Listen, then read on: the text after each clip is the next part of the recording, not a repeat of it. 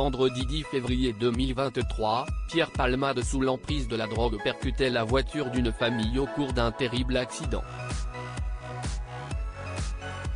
Plus d'une semaine après le drame, les 3 victimes sont toujours hospitalisées. Si la jeune femme a perdu son bébé, le père et son fils de 6 ans se trouvent toujours dans un état grave. Interrogés dans 7 à 8, le dimanche 19 février, l'oncle et le cousin de l'enfant se sont confiés. Ils ont expliqué que l'état de santé du jeune garçon était toujours préoccupant.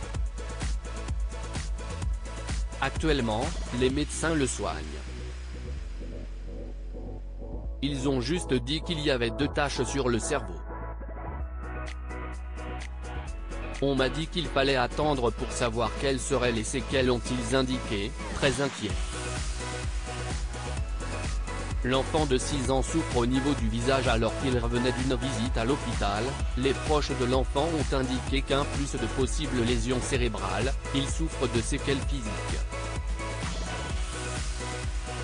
Il a le côté gauche de sa tête qui est vraiment fissuré, la peau qui est vraiment déchirée. On lui a parlé un peu, il répondait, il bougeait sa main, ses pieds, ont-ils expliqué avant de poursuivre en expliquant que pour le moment, le petit garçon n'était pas capable de faire de phrases et qu'il souffrait beaucoup au niveau de la mâchoire. De son côté, le père de l'enfant est toujours plongé dans un coma artificiel. Après un premier réveil, il a été rendormi à cause de ses douleurs trop importantes. Son neveu a indiqué, c'est un miracle qu'il ait survécu jusqu'à aujourd'hui. J'espère qu'il va guérir.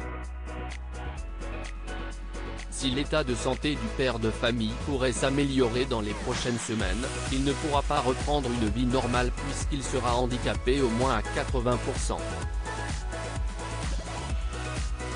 Une terrible nouvelle pour ses proches.